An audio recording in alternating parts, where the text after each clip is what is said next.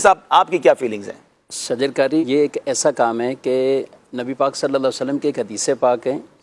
جس میں آپ صلی اللہ علیہ وسلم نے فرمایا کہ اگر تم یعنی ایک طرف قیامت قائم ہو رہی ہو اور کسی کے ہاتھ میں پودا ہو تو اسے چاہیے کہ تاخیر نہ کرے، پودا لگا۔ یہ حدیث پاک اس کی کتنی اہمیت بیان کرتی ہے۔ اللہ اکبر۔ اس کے ہاتھ میں بیج ہو، پودا ہو تو وہ لگا دے۔ اور دوسری روایت میں فرمایا اگر تمہارے کانوں تک یہ آواز آ جائے کہ فتنہ دجال یہ اٹھ کھڑا ہوگا، یہ آ گیا، تو اس وقت بھی فرمایا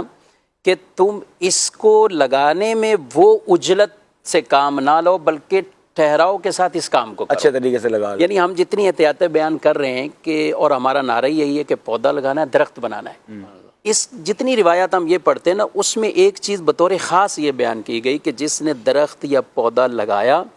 اور پھر اس کو قائم کرنے پر صبر بھی کرتا رہا اور وہ مشقت یہ برداشت بھی کرتا رہا، یہ باقاعدہ روایات میں یہ ٹیمپرامنٹ ریکوائرڈ ہے، یہ بالکل ہے۔ کیونکہ بعض چیزیں ایسی ہوتی ہیں نا، کوئی بلڈنگ بنا دی تو ٹھیک ہے، ایک سال محنت ہوئی تو وہ کھڑی ہوگی، پوری بلڈنگ بن گئی، اب آدمی مطمئن ہے، جس نے پیسہ لگایا وہ بھی مطمئن ہے، یہ کام چل گیا۔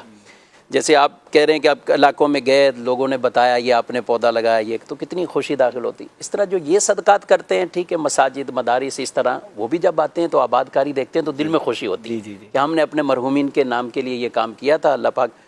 قبول فرمائے۔ تو اسی طرح جو یعنی وہ تو ایک سال میں بھی بلڈنگ کھڑی ہو سکتی ہے، لیکن یہ پودوں والا کام ایسا ہے کہ درخت بنانے تک ان کو بچوں کی طرح پرورش چاہیے، ان کو وہ پیار بھی چاہیے، پیار سے مریں خدمت چاہیے پوری، اسی طرح دیکھ بھال ان کی چاہیے۔ تو رسول اللہ صلی اللہ علیہ وسلم نے جہاں بھی درخت لگانے اور پودے لگانے کی یہ اہمیت بیان کی تو وہاں باقاعدہ یہ کلمات بھی فصبر علی قیامہا، ان کو کھڑا کرنے تک اس صبر میں قائم اس نے کیا، یہ چیزیں بیان فرمائی۔ اچھا، پھر دوسری طرف ہم جائیں تو رسول اللہ صلی اللہ علیہ وسلم نے جو باقاعدہ درخت قائم ہیں، فصلیں ہیں، یہ سب چیزیں آپ جب کوئی لشکر بھی بھیجا کرتے تھے نا تو ان سے یہ آپ تلقین فرمایا کرتے تھے کہ درختوں کو نہیں کاٹنا، فصلیں برباد نہیں کرنا، یعنی ان چیزوں کا خیال کرنا ہے، یہ باقاعدہ ان کو۔ اسلام کتنا انوائرمنٹ فرینڈلی ریلیجن ہے، یعنی یہ بھی بات سمجھیے نا کہ لوگ کہتے ہیں یار دوسرے ملکوں والے یا دوسری قوموں والے درختوں پر اور فارسٹ پر، اگر اسلامی تعلیمات پڑھیں تو کتنی واضح حدیثیں موجود ہیں، ایون دشمن کے ملک میں بھی جانا تو ان کے درخت بھی نہیں کاٹنے۔ جی ہاں بالکل، اللہ، یعنی یہ چیز نہیں کرنی۔ پھر ساتھ صرف کاٹنا اور اس کی ممانعت،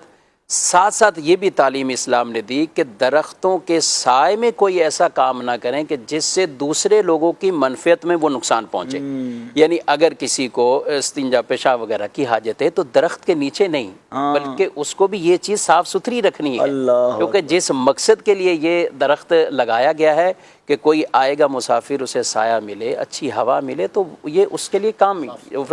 منع کیا کہ درختوں کے پاس، درختوں کے نیچے اپنی حاجت بھی اس طرح نہیں بلکہ وہ بھی درختوں سے ہم نے دور جانا ہے۔ اور بھی اس کے کچھ نقصانات بیان کیے کہ اس وجہ سے بھی آپ صلی اللہ علیہ وسلم نے اس کی ممانعت فرمائی۔ تو میں عرض کر رہا ہوں کہ درخت یا پودا لگانا، پھر اس کی دیکھ بھال کرنا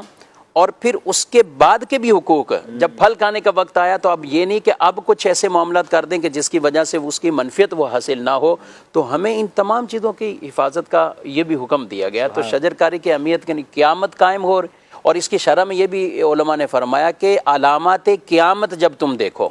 تو اس وقت بھی تمہارے ہاتھ میں اگر پودا ہے تو لگا دو پودا، یعنی وہ پودا لگاؤ، اس میں جلدی کرو، یہ کام کرنا چاہیے۔